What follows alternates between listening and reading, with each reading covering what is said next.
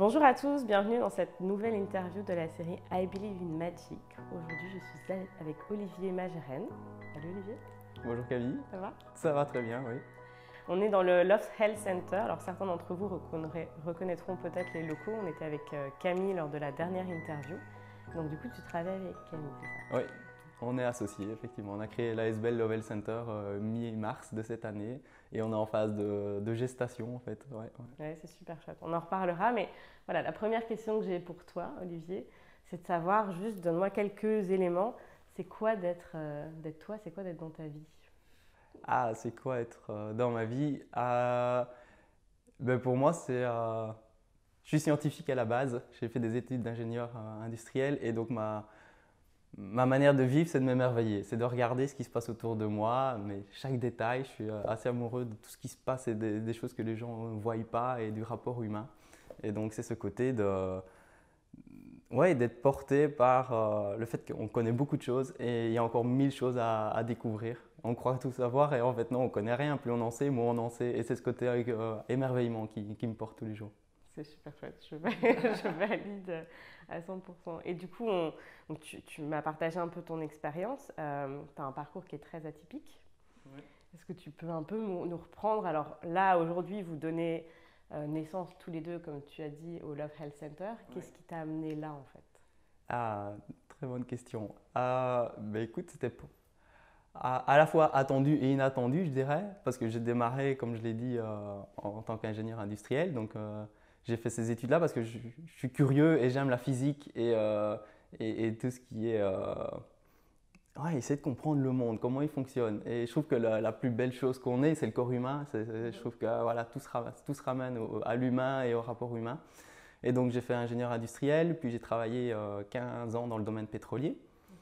Donc, j'ai commencé en tant que chef de projet, puis dessinateur industriel, chef de projet, et ensuite responsable du bureau d'études, gestion des demandes clients, des plaintes clients, design support, technical support, innovation, gestion des étudiants. Et donc, en fait, voilà, j'ai grandi au sein de la même boîte pendant 15 ans. Je me suis vraiment amusé. Et je pense que c'était une de mes caractéristiques, c'est que les gens me voyaient m'amuser tous les jours et ils me disaient mais comment ça se fait que toi tu passes autant de temps au travail, comment ça se fait que tu t'amuses autant, parce que beaucoup de gens prennent plaisir mais pas autant que moi quoi. Et donc voilà, parce que je suis très curieux et je prenais autant de plaisir à étudier la technique et l'humain, et donc j'étais passionné par les deux. Et en parallèle, j'ai toujours eu une fascination pour la sexualité, comme beaucoup de gens évidemment, mais je l'ai nourri cette fascination. Je veux dire, je suis resté actif et j'ai lu beaucoup, beaucoup de livres. Donc depuis, j'ai commencé à lire des livres sur le sujet, j'étais adolescent. Ah ouais. Ouais, déjà. Et quand je faisais mes études à Mons, je continuais à lire. Et voilà, j'ai été porté. À l'heure actuelle, je crois que j'ai lu presque 60 livres sur le sujet, tu vois, donc c'est quand même très particulier. Un certain nombre d'heures passées à lire sur ce sujet. Voilà, c'est ça. Et donc, je me suis développé vraiment dans le métier d'ingénieur, vraiment passionné par l'innovation, la créativité. Et puis, j'ai fait un burn-out il y a 2 ans environ. Et pendant cette période-là, la boîte pour laquelle je travaillais a délocalisé au Texas. Et donc voilà, je me suis retrouvé déjà dans une phase de re-questionnement profond, parce que quand on est en burn-out, en tout cas pour ma part, c'était un re-questionnement intense, très, très fort. Et puis en sachant qu'effectivement, le poste pour lequel je travaillais, il ne serait plus là non plus. Bon, évidemment, je pouvais m'expatrier et continuer à travailler dans ce domaine-là, mais il y avait vraiment un appel de dire qu'est-ce que tu fais de ta vie maintenant, tu vois. Et donc c'est vraiment un choix du cœur où je me suis dit, mais en fait, voilà, la sexualité, j'ai envie de travailler dans ce domaine-là. Je ne sais pas quoi, comment, mais allons-y quoi. Je me suis dit, et naturellement, je me suis dit, ok, je suis prêt pour la vie. Là, j'ai assez grandi. Voyons les défis qui se proposent, mais j'ai vraiment dialogué avec la vie en me disant, ok, je suis libre. Et puis rapidement, les choses se sont mises en place. Énormément de, voilà, j'ai commencé des cours de massage parce que je fais des massages depuis très longtemps, mais voilà, pour le plaisir. Et je me dis, ok, je me reconnecte à ce qui me fait du bien. Puis j'ai découvert la méditation orgasmique, donc c'est une branche du slow sex, donc c'est vraiment la pleine conscience en sexualité. Je me suis dit, waouh, c'est génial parce que dans tous les livres que je lisais, il y avait beaucoup sur le tantra, le Tao, c'est très spirituel et ça me parlait beaucoup. Et donc j'ai suivi tout un parcours là qui m'a fasciné. Je me suis dit, ok, je me lance en tant que coach parce qu'en fait, je me rends compte que j'aime propulser en fait les choses et les initier, les démarrer. Donc ça me passionne. Je me dis là, je suis dans mon élément. J'aime et petit à petit, je me suis rendu compte qu'en fait, j'adore parler avec les jeunes aussi. Parce qu'il y a quelque part, il y a quelque chose qui résonne avec eux. C'est ce côté où ils sont, pour la plupart, pleins de vitalité, d'envie, de curiosité. Et ouais, ça me parle. Ouais, il y a ce côté où tout est possible. Et c'est comme ça que je vis depuis toujours. Je me suis toujours dit, tout est possible, je suis mes intuitions. Donc, comme tu me disais, c'est quoi vivre dans ma vie tout à l'heure? C'est un peu, malheureusement, un peu l'instabilité parce qu'en fait, je suis mon intuition, mes sensations corporelles, mon désir. Et alors, ben voilà, c'est souvent très surprenant, à la fois pour moi que pour les autres dans mon parcours. Et donc, et puis voilà, quand j'ai démarré mon parcours dans la mindfulness du slow sex, j'ai rencontré Camille Bataillon il y a 2 ans, mais sans imaginer qu'on ferait une aventure de créer une ASBL ensemble. Mais voilà, j'ai fait beaucoup de rencontres et puis et petit à petit, c'est en novembre l'année passée où on discutait sur ce qu'on voulait faire. Et Camille me partage l'idée de créer elle avait le rêve, on a envie de créer un centre pour parler de sexualité. Ok, ouais, peut-être. Elle dit, ouais, mais tu sais, enfin, faut trouver un centre. Et c'était marrant parce que je me dis, mais moi, l'impulsion, elle vient vraiment de l'intérieur, c'est pas le milieu qui va me donner envie. Et puis finalement, on a trouvé ce lieu-ci, rue des Éperonniers, d'une manière très chouette aussi et inattendue. Tu vois, c'est vraiment à chaque fois très fluide, naturel et tout se déroule comme ça. Et donc, tu es obligé de suivre la vie, c'est fluide comme l'eau et ça ne sert à rien de résister. Il faut vraiment se laisser aller. Et, et donc, en fait, un peu le motto qu'on a, Camille et moi, c'est Go with the flow, quoi. On y va. Et puis, quand on m'a partagé cette idée de faire un centre, c'est après, par hasard, en dialoguant avec le propriétaire du bâtiment, on s'est rendu compte qu'il aimait notre projet de dire, et il voulait faire quelque chose de ce bâtiment aussi. Et je me suis dit, mais en fait, oui, moi aussi, en fait, ce qui me porte, finalement, c'est le fait d'avoir trouvé le lieu et l'associé qui me fait que c'est possible. Je ne pensais pas faire ça. Moi, je pensais plutôt être un peu quelqu'un d'électron libre, de faire mon coaching. D'ailleurs, je suis éducateur EVRAS, donc éducation de la vie relationnelle, affective et sexuelle dans les écoles. Donc, j'adore parler de sexualité avec les jeunes et je bouge. Et j'adore faire ça. Et puis, quand Camille me dit, ouais, mais on peut se poser, on peut faire ça aussi dans un centre. Je dis, ah, mais oui, en fait, ça, c'est une brillante idée parce que en étant associé, on peut faire nettement plus, quoi. On s'ouvre davantage de portes, il y a une émulation respective et on est très, très complémentaires. Ouais. Et donc, voilà, on a démarré l'aventure en fin novembre 2018. Ouais, ouais, et ça y est, on a démarré, quoi. Donc, c'est un peu ça, ma vie. C'est cool. Il y a une question qui m'est venue donc, quand je t'écoutais au début. Tu me disais, je suis passionnée de sexualité, comme beaucoup de monde, ou je pense que tu as dit quelque chose comme ça. Est-ce que tu as vraiment l'impression qu'il y ait beaucoup de gens qui soient passionnés par la sexualité? Parce qu'en fait, moi j'ai plutôt l'impression que c'est un sujet où, entre guillemets, on te le pose là, comme ça, tu n'en parles pas forcément beaucoup. Et justement, en fait, être passionné, ça veut dire vraiment faire des recherches sur le sujet. J'ai pas l'impression qu'il y ait beaucoup de gens qui...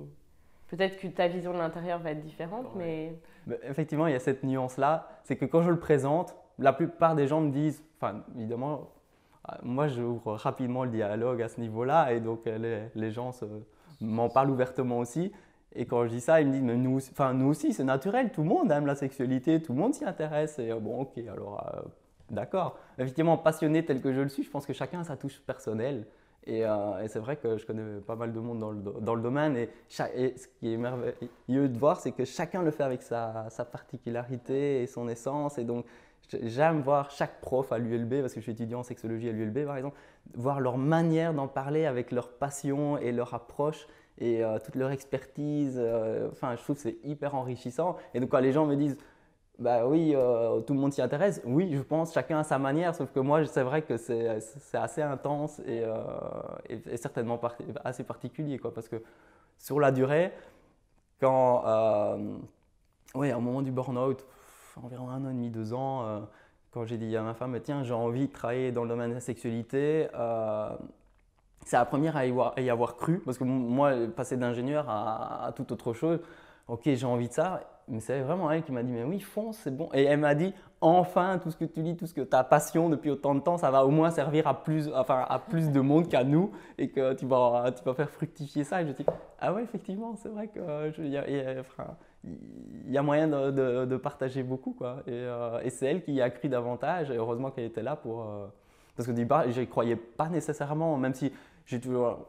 Ouais, la niaque et l'envie, je me dis quand même, aller demander le droit d'inscription en sexologie à l'ULB en ingénieur. Puis j'ai regardé un peu les critères, je me dis, ah ben en fait c'est possible, je suis déjà universitaire, ici et là. Puis j'ai construit mon dossier, j'étais admis. Mais c'est vraiment ma femme qui a dit, mais oui, tente, vas-y, je veux dire, enfin, des profils comme toi, il n'y en a pas deux, donc essaye, au moins tu n'auras pas de regrets. Parce que, et c'est cette impulsion-là, je me suis dit, bon, on y va quoi. Et là, je me suis rendu compte effectivement, en étant davantage en connexion dans ce domaine-là, que voilà, je suis vraiment différent et c'est ce que j'ai envie de me mettre en avant, quoi, de me dire allons-y franchement, quoi. Et du coup, ta différence, comment tu la présenterais? Elle vient de ton parcours, elle vient de ton approche de la sexualité? Euh, Mon approche différente, je dirais elle est multiple. À la fois, je suis passionné par tout ce qui est relationnel et la vie de couple. Ça, c'est un truc, je lis des livres là-dessus, c'est vraiment quelque chose qui me passionne. L'éducation aussi. J'adore travailler avec les jeunes et voir finalement ce que ça nous apporte, nous, sur la manière de pouvoir s'épanouir au maximum de notre potentiel. Donc, voilà, j'adore travailler avec les jeunes, ce qui est particulier aussi. Puis, ouais, l'esprit très scientifique, comme je disais tout à l'heure, c'est ce côté où j'aime bien expérimenter, voir, et puis de dire, mais tiens, ça, on ne sait toujours pas l'expliquer, ça c'est nouveau, et ça, j'ai expérimenté, mais comment ça s'intègre dans ma vision du monde, dans mon paradigme, et comment je le fais évoluer? Et j'expérimente par moi-même, je dis, ok, les autres me partagent leur expérience. Parfois, je dis, ouais, ok, si je pouvais vivre la même chose. Mais en même temps, voilà, je m'exerce par moi-même, beaucoup en méditation et autres, c'est ce qui me passionne. Et, euh, et puis voilà, c'est un vécu intérieur. Donc en fait, voilà, c'est vrai que quand on me pose la question, tiens, pourquoi tu es fort différent, je pense que parfois ça choque un peu les gens quand je le dis, mais j'ai vécu différents types d'orgasmes très différents, très forts par moi-même. Et je me suis dit, mais en fait, pourquoi on n'en parle pas plus souvent? Pourquoi on n'est pas plus en connexion avec cette énergie de vie?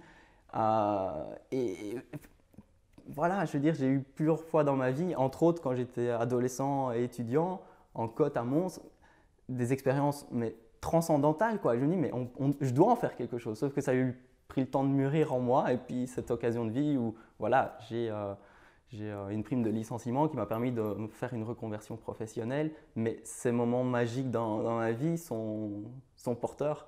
Et j'en rigolais parce que j'ai deux frères et une sœur, mais un de mes frères me disait, mais ton métier, tu étais ingénieur en électromécanique, maintenant tu vas devenir coach, sexologue, éducateur sexuel.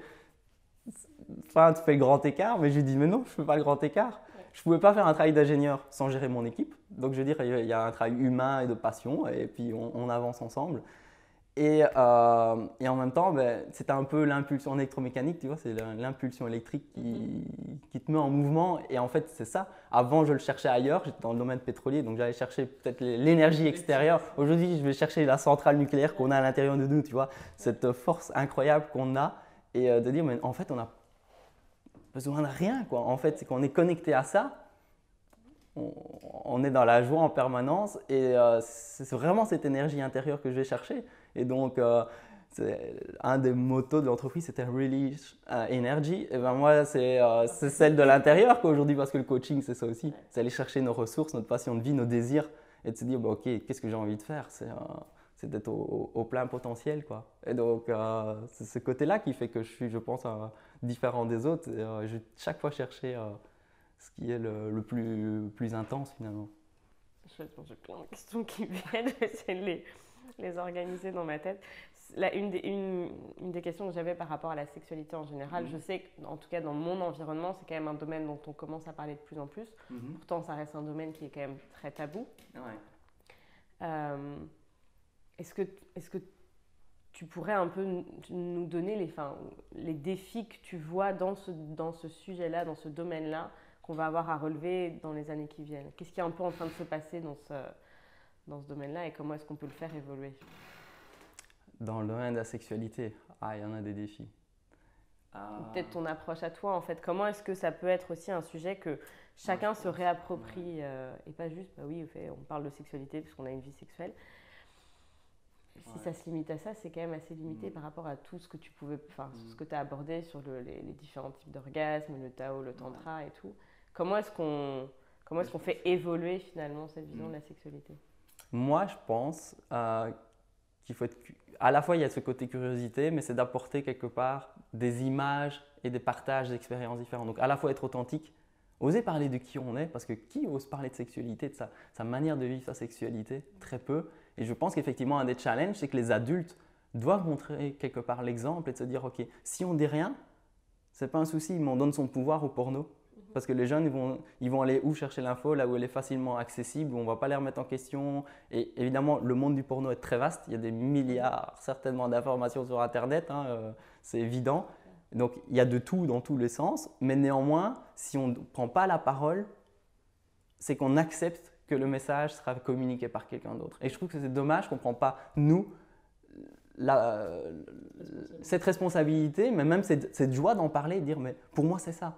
Et je pense que voilà, il y a X milliards de personnes sur Terre, il y a X milliards de sexualités différentes, on est tous différents. Il n'y a pas à avoir honte ou tabou, on est tous différents, on le vit différent, on est dans un processus évolutif chacun différent. Donc qui je suis aujourd'hui sera différent de demain. Et on évolue en fonction des rencontres. Et donc pourquoi avoir à gêne de parler de quelque chose de cet ordre-là qui est finalement la source de la vie? Et donc je veux dire, c'est cette passion qu'on a. Moi, la sexualité, quelque part, c'est au plus j'y touche, au plus finalement… j'arrive à ressentir ça au quotidien, en permanence dans ma vie et je le partage dans chaque geste et dans chaque chose que je fais dans mes ateliers, dans mes conférences, dans mes animations avec les jeunes. C'est ce côté où j'agrémente en fonction de cette… quelque part, je vais toucher des états de plaisir que je retraduis dans les gestes de tous les jours. Sinon, à quoi ça sert que ça soit une île déconnectée de ma vie, tu vois? Et puis, la manière dont je pense le défi, ça sera donc que les adultes prennent la parole, ils osent parler d'eux. La pudeur, on en fait ce qu'on en veut, mais chacun a la sienne. Mais d'un autre côté, il y a ce côté où il faut aussi changer les perceptions. Quelque part, c'est difficile parfois d'expliquer le goût d'une fraise à quelqu'un qui n'a jamais goûté la fraise. Tu vois? Et donc, moi, ça m'est déjà arrivé de parler avec des gens et je leur demande et toi, ton meilleur orgasme, c'était quoi? Et puis, un blanc. Et puis, je dis, et tu as déjà eu des orgasmes? Peut-être, je crois. Alors là, tu sais que, tu vois, on est là dans la tête et en fait, il ne se passe rien encore. Non, il ne s'est pas passé. Tu vois, la joie, elle démarre de l'intérieur, quoi. Et voilà comment arriver à amener finalement les gens à connaître quelque chose qui ne se sont peut-être pas autorisés, mais qui ne connaissent pas. Il y a ce côté où si tu ne connais pas, comment tu peux savoir que ça existe? Tu vois, il faut que les gens en parlent, il faut oser. Et je pense que c'est par ce côté un peu curiosité, partage et image. Je pense que ce qui est passé est parfait et je pense que ce qui existait est juste parfait et on ne peut pas le changer. Et en même temps, aujourd'hui, on a le plein pouvoir d'apporter des éléments de représentation mentale qui permettent de s'éveiller et de se dire « Ah ouais, mais si lui il y arrive, et si lui pense ça, et si lui a expérimenté ça. » Et finalement, chacun fera son chemin avec ce qu'il a envie, mais il peut être porté par quelque chose de beaucoup plus joyeux. Et pour moi, c'est un chemin essentiel parce que je suis très sensible à l'environnement, à l'état de l'humanité, ce genre de choses. Bon, voilà, ça peut être mon côté un peu plus sensible et spirituel, mais je suis convaincu que la solution, elle est à l'intérieur de nous et que la solution à tous les problèmes, même de relationnels et sociétaux, sont dans notre sexualité. Et c'est cette passion qui fait qu'en fait, qui me porte tous les jours, qui fait que je pense que je suis différent aussi. Et cette manière d'aborder les choses différentes avec les jeunes ou les adultes, c'est dire, voilà, on changera, je pense, notre rapport à nous, au monde, par notre sexualité. Et il faut oser en parler parce que c'est juste un monde fabuleux. Et c'est incroyable, c'est que quelque part, ça choque personne de voir de la violence partout. Dans les films, à la TV, dans tous les sens. Et que le JT, c'est juste des atrocités tout le temps. On cherche l'intensité dans la douleur. Alors que le plaisir, dont le plaisir sexuel, il est gratuit et c'est un tabou. T'as un joyau, mais ça n'a pas été permis. Et parce que le lien n'est pas fait avec tout ce que… C'est vu comme quelque chose de séparé en fait. Il n'y a plus toutes ces connexions, tu parlais d'énergie, c'est plus connecté tout ça. Et donc du coup, en fait, on voit ça comme On lit pas ça à l'énergie. Tu parlais, enfin, l'énergie créative qui est liée à la sexualité, tout ça, c'est perdu en fait, dans une certaine mesure. Donc forcément, tu vois ça, tu fais pas le lien entre la sexualité et comment tu te comportes dans la vie, et ce que ça peut t'apporter comme énergie, ce que ça peut te permettre de créer, tu le fais plus ça. Je vais te poser une question qui est une question que je me pose réellement par rapport à la sexualité, parce que c'est un sujet auquel je commence à toucher de plus en plus dans ma curiosité justement. Que ce soit pour moi-même, avec des formations, des discussions ou avec mes amis, alors principalement des nanas. On commence vraiment à en discuter davantage, à un peu laisser les tabous de côté, mais on se rend quand même compte que les tabous sont là. Et donc en fait, j'avais des idées vraiment de me dire, j'ai envie d'amener ce sujet sur la table le dimanche midi en famille, tu vois, alors que c'est typiquement pas forcément le genre de truc que je ferais. Ça va être drôle s'il y a mes frangins ou mes parents qui regardent la vidéo, mais de se dire, enfin, tu vois, comment est-ce qu'on garde cette part de c'est tabou versus c'est intime? Enfin, tu vois, où pour toi est la limite? Parce qu'en tout cas, enfin, moi, c'est une question que je me pose. Il y a plein de choses que je pourrais partager, mais j'ai un peu du mal à définir quelle est la limite entre ce que je ne veux pas partager parce que c'est tabou et ce que je ne veux pas partager ou ce que peut-être j'ai le droit de garder pour moi parce que c'est ma partie intime.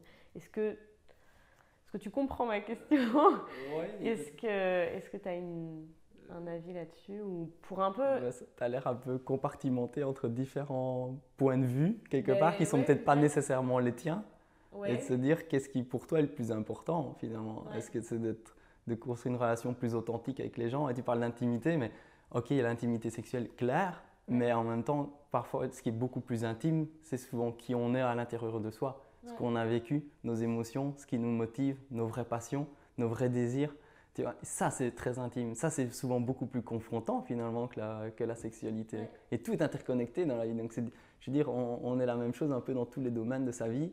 Et donc, ces côtés où c'est pas, comme tu dis, une île à part, c'est vraiment intégré et de se dire, mais pourquoi je devrais parler de sexualité différemment que si je parle de plaisir musical, de plaisir de vacances, de plaisir culinaire, de plaisir d'être avec son partenaire, avec ses enfants, avec ses collègues, dans une ville comme Bruxelles par exemple, qui bouillonne et qui est fascinante, c'est quand même une belle ville aussi.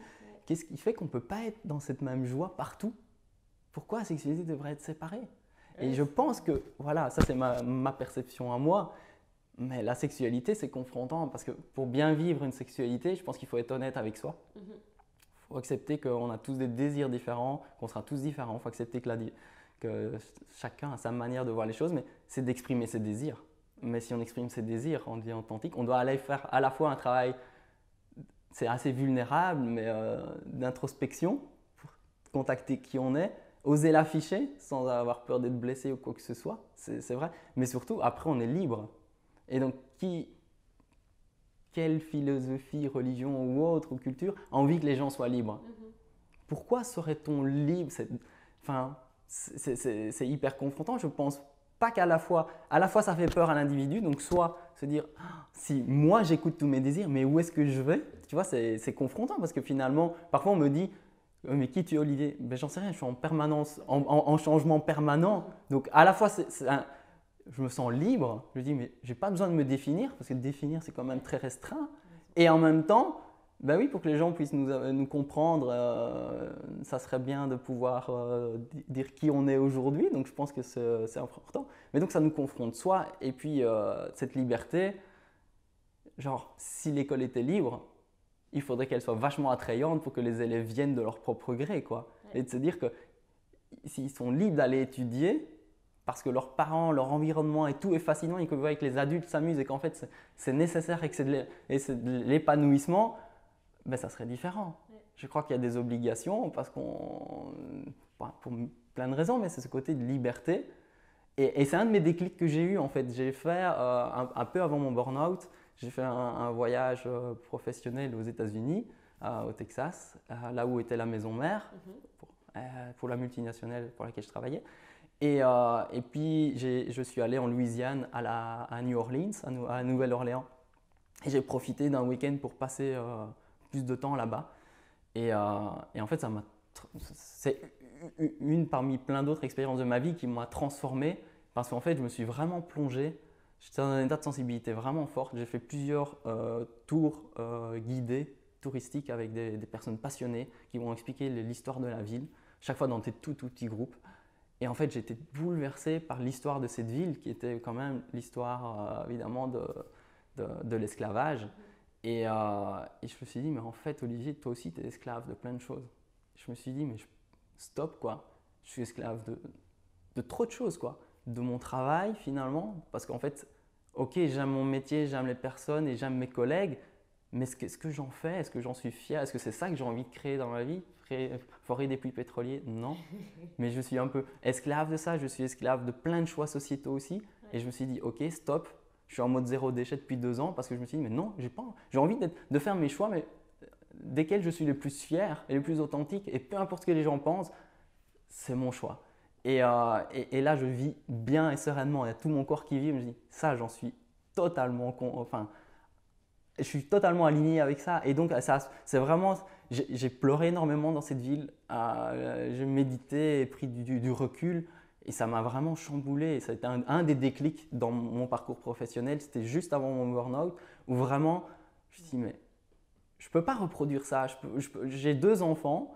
J'ai envie, de 4 et 9 ans, j'ai envie de leur offrir quelque chose de différent. J'ai envie de leur montrer c'est quoi réellement vivre pour qu'elles soient tout aussi aptes à développer qui elles sont. Et je pense qu'on a besoin de ça. C'est d'être libre de nos choix et de se dire si je fais ça, c'est parce que je décide d'en être dépendant. Parce que l'indépendance, c'est ça, c'est de décider de quoi on est dépendant. Et donc, de quoi je veux être dépendant aujourd'hui?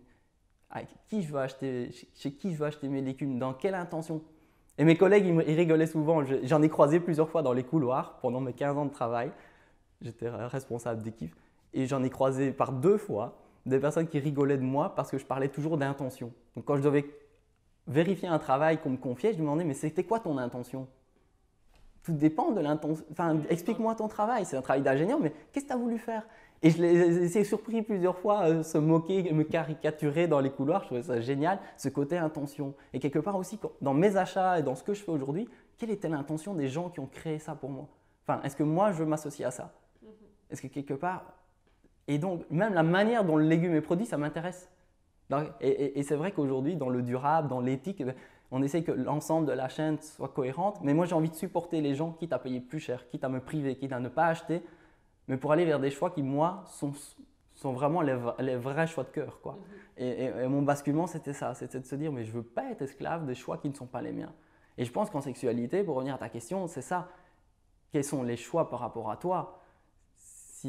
Moi, j'ai parlé beaucoup de sexualité en famille avec mes parents, ça les surprenait, mais j'ai posé plein de questions sur leur sexualité, sur comment je suis né, quel était le contexte sexuel de mes parents avant, pendant et après la grossesse, ce genre de choses par exemple, quels étaient leurs meilleurs organes, qu'est-ce qu'ils ont découvert, à quel moment.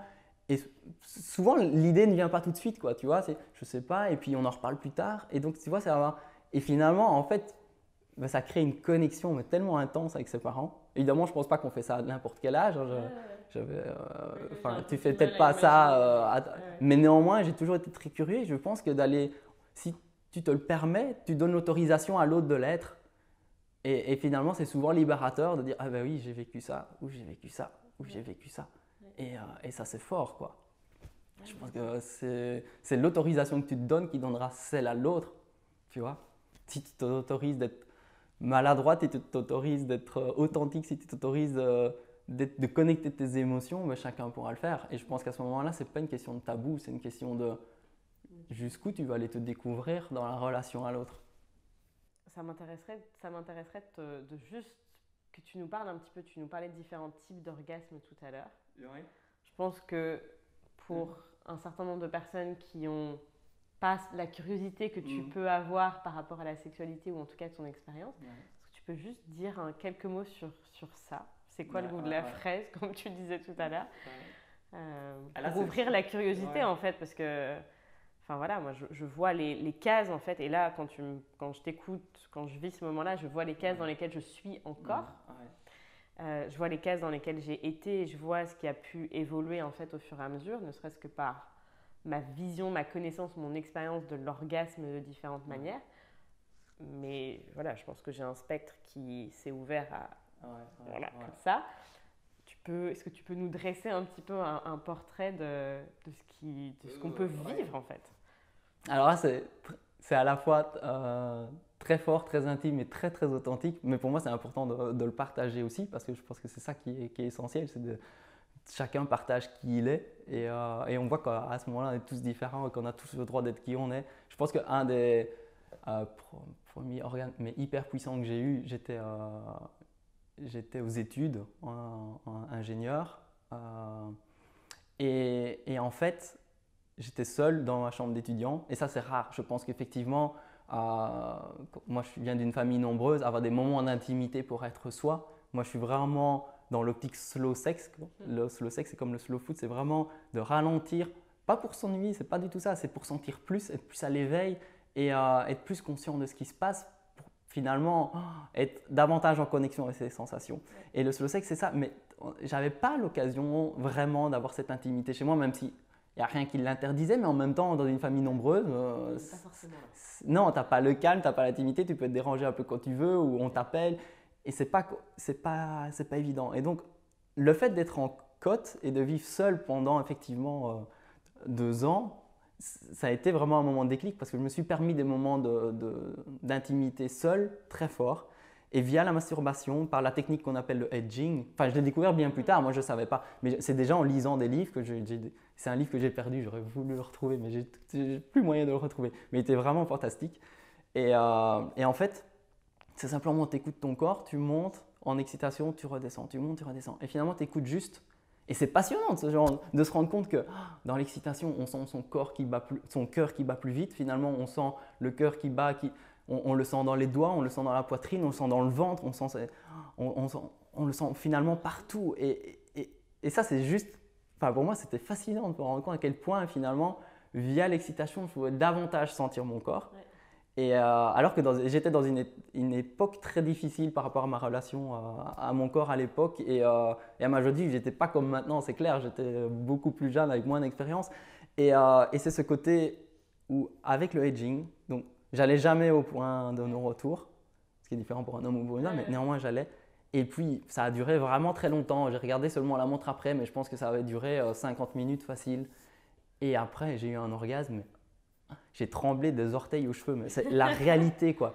Mais c'est cette de sensation qui est, qui transporte. Tu as l'impression de prendre une nouvelle dimension et de dire ah purée c'est ça la vie. Mais pourquoi aucun adulte me l'a dit avant? Pourquoi personne m'a dit que c'était ça d'être dans son corps et d'être bien et donc j'ai commencé à toucher ça et c'était confrontant parce que ça m'a à la fois fasciné et en même temps déstabilisé parce qu'en fait waouh c'est vraiment transcendantal de vivre ça. Parce que tu reconsidères toute ta vie et puis tu te dis, et je crois que c'est aussi à ce moment-là que j'ai eu le déclic de dire, je ferai un truc en sexualité, en sexologie un jour ou l'autre, mais je ne sais pas quand, mais je me dis, mais pourquoi je fais ces études-là? À ce moment-là, j'ai vraiment eu le déclic de dire, qu'est-ce que je fais avec ce métier d'ingénieur? C'est pas ça, enfin c'est bien, mais c'est pas ça qui va vraiment me rendre heureux, quoi. Il y a plus que ça. C'est un métier passionnant, créatif, qui change tout le temps et j'adore, mais en même temps, il y a plus. Et donc ça, c'était un des organes fantastiques et donc je le recommande à tout le monde. Essayez, expérimentez, voyez comment vous réagissez avec votre corps. Et quand bien même après, tu vois, aujourd'hui, beaucoup plus longtemps après, j'ai découvert le slow sex et c'est venu beaucoup plus tardivement. C'est ce côté où même je peux faire l'edging, mais sans jamais aller au point de non-retour. Et dire, mais ça me suffit. Et tu gardes ces sensations et tu es de plus en plus en éveil et tu peux te connecter à ça autant de fois que tu veux et c'est juste fabuleux. Donc, ça donne des perspectives, tu vois, en fonction. C'est jamais fini, tu peux adapter la technique un peu comme tu veux.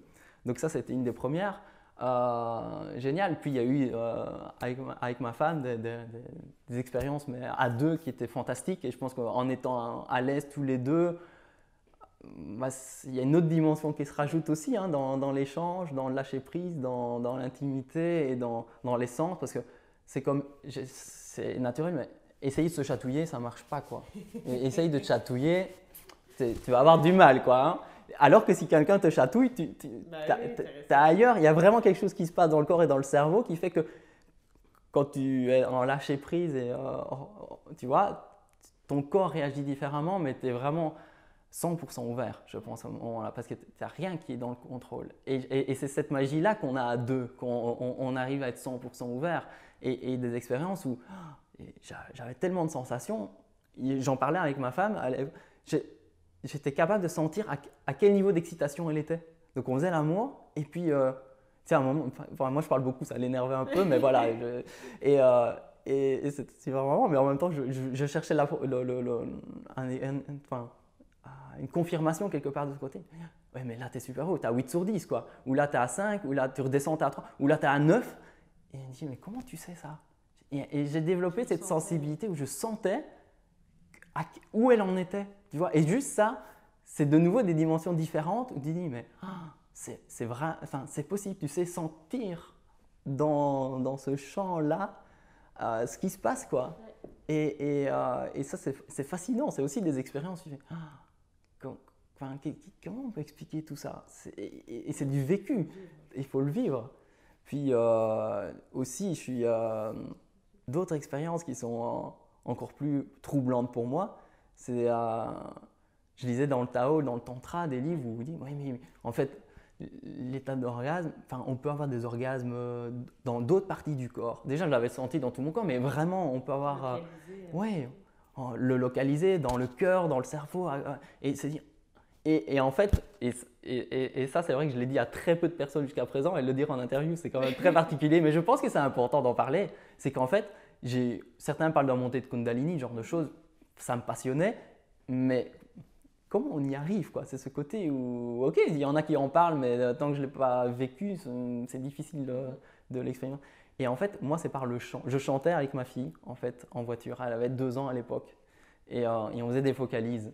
On faisait des là, et j'écoutais sa voix, mais elle était mélodieuse. Enfin, à 2 ans, c'est une période un peu particulière où elle veut participer. Elle a une voix, mais cristalline, un truc. Ça me faisait vibrer, mais des frissons. Et c'était génial. Et on chantait, et on chantait. Et puis tout à coup, j'ai vraiment toute l'énergie sexuelle du plancher pelvien là, qui était là. Et puis c'est monté au cœur. Et j'ai les mêmes sensations qu'un orgasme au niveau du cœur. Et ça a été un point de déclic. C'est vraiment à ce moment-là que je me suis dit, j'en fais mon métier. Il faut que je fasse un truc, je ne sais pas pourquoi. Soyons curieux, quoi. La science, elle ne sait encore pas grand-chose. On sait beaucoup et rien à la fois. Parce que plus on en sait, moins on en sait. Et je me dis, en sexualité, c'est la même chose. Il y a un bijou qui est là et on n'en sait encore rien. Parce que plus c'est tabou, moins on en fait. Et moins on en fait, moins on en connaît. Et c'est ce côté où c'est fabuleux. Alors, le partager, c'est vraiment particulier parce que je veux dire, il y a beaucoup de personnes qui peuvent trouver ça confrontant. Mais quand c'est une expérience vécue, enfin, c'est quelque chose de facile d'en parler. C'est quelque chose où tu te dis, mais en fait, tu peux vivre des choses sans la relation à l'autre. Je me suis rendu compte qu'en fait, tu peux avoir des organes, mais sans aucune relation à l'autre. Avec l'autre, c'est différent. Ça te permet d'aller chercher des ingrédients et te connaître différemment, mais tu peux avoir des expériences mais magnifiques tout seul, tu vois, et sans contact. Ah, mais oui. Et tu te dis, mais là, c'est ça ce côté un peu spirituel, énergétique. Tu te dis, mais oui, mais c'est ça. moi, je cherche à travers le monde des gens qui ont vécu des trucs similaires. Qui a vécu des choses où, effectivement, ça ne s'explique pas, la science ne connaît pas, c'est peut-être un peu tabou, ça fait… Et voilà, ça parle d'autonomie de la personne, parce qu'une fois que tu as cette autonomie-là, mais finalement… Tu es ton propre réacteur. Ouais, tu es ton propre réacteur, on ne sait pas te manipuler, tu es authentique et quelque part, c'est fabuleux pour soi et pour les gens, c'est confrontant parce qu'on sait… Enfin, tu vois, chacun devient libre et conscient. Et on parle de son expérience personnelle, on ne parle pas d'un truc mentalisé où tout le monde s'endort. Non, c'est un vécu, quoi. Et je me dis que là, ça vaut la peine que chacun qui est curieux s'éveille et cherche et que les gens osent parler de ça et de se dire que ça existe, que c'est possible. Alors comment, pourquoi? J'en sais rien. Peut-être que mon corps, il est câblé différemment qu'un autre, peut-être que j'ai… mais j'en sais rien, mais en tout cas, il n'y a pas de raison de le cacher. Enfin, il y a eu d'autres expériences que celle-là. Mais bon, voilà. Merci ça, il y a déjà quelques-unes très très fortes. Ouais. C'est super chouette, ça me parle beaucoup. Et enfin, tu as partagé à la fin quelques appels en fait. Et je voulais juste te reposer la question avant de finir cette vidéo. Si tu avais un message à passer aux gens qui la regarderaient par rapport à toi, t'en as passé plein, mais c'est voilà, comme un peu un point d'orgue. Qu'est-ce que tu voudrais transmettre? Moi, ce que j'aimerais transmettre, c'est la joie de vivre et de se dire de traduire. Si les gens peuvent, c'est de traduire quelque part peut-être même leur joie qu'ils éprouvent peut-être davantage dans la sexualité ou ailleurs ou dans leur passion, peu importe, mais qu'ils la traduisent dans plus de domaines de la vie, qu'ils élargissent, qu'ils soient authentiques partout où ils sont et qu'ils fassent profiter de leur bien-être à davantage de monde. Et je pense que ça fera son chemin et petit à petit on arrivera à parler plus de sexualité et finalement d'en faire un outil d'éveil, quoi. Oui, j'aime beaucoup. Bon, je pense qu'on pourrait continuer cette discussion pendant une journée, 2 jours, une semaine, en tout cas pour ce qui de mon côté. Mais pour cette fois-ci, je te remercie vraiment de tous ces partages. Ça m'intéresse énormément comme sujet, c'est hyper passionnant. J'espère que vous aurez découvert plein de choses. Où est-ce qu'on peut retrouver, dis-nous un peu ce que vous allez faire en quelques mots, le Love Health Center, où est-ce qu'on peut trouver des informations sur tout ce que vous faites, sur toi, voilà, pour que les gens puissent aller en découvrir. On a une landing page pour le moment, on va créer le site internet bientôt, c'est love-health-center.org et donc là on a déjà quelques informations à propos de nos activités. Prochainement, j'espère avoir l'autorisation de la ville pour faire le vélo sexo, c'est de m'installer dans des parcs et laisser la possibilité aux gens de venir et questionner et parler de ça. Donc les gens pourront me trouver dans les parcs peut-être prochainement, donc j'espère avoir l'autorisation, c'est une manière de faire. Et puis on va essayer d'être actif et de pouvoir justement être un maximum disponible pour les gens dans les prochains mois et de définir notre agenda en fait. On a différentes pistes qui sont en cours en fonction de différents financements, business models et également activités et tout ça est en train de prendre forme et comme c'est vraiment tout est interconnecté, on doit attendre quelques échéances pour vraiment définir. Donc pour le moment, je ne peux pas en dire beaucoup plus et les gens peuvent nous suivre aussi sur Facebook, ils peuvent liker notre page, ils peuvent venir me rencontrer quand ils veulent. Donc s'ils veulent me rencontrer dans un parc ailleurs ou même ici juste pour dialoguer, parce que le but du Love Health Center, c'est de créer un lieu convivial où on peut venir simplement se déposer, parler d'intimité, de sexualité, s'éveiller 5 minutes, 10 minutes, comme on veut, on reste 1 heure, on rencontre d'autres personnes. Ça, c'est l'esprit un peu de ce qu'on essaye de créer. Et puis alors, on peut nous rencontrer, Camille et moi aussi, lors d'ateliers périnatalité. Donc en fait, on a développé un programme de 6 soirées pour les couples dont la femme est enceinte. Et donc ça, on démarre. On va développer ça, mais donc ça sera une manière de nous trouver aussi parce qu'on pense que c'est un moment magique dans la vie, la période de l'accouchement, mais qui est intense. Moi, voilà, j'ai 2 enfants, je me suis rendu compte aussi par l'expérience que c'est fort pour les partenaires. Et il y a tellement d'intensité dans ce moment-là, c'est bien de finalement voir la diversité qui est autour de nous, de s'entourer avec d'autres personnes qui vivent des expériences similaires et différentes et de se poser et de s'accepter tel qu'on est et d'être curieux de la vie. Donc j'espère que les gens vont être aussi répondants par rapport à nos services et vont oser franchir le pas parce que c'est confrontant.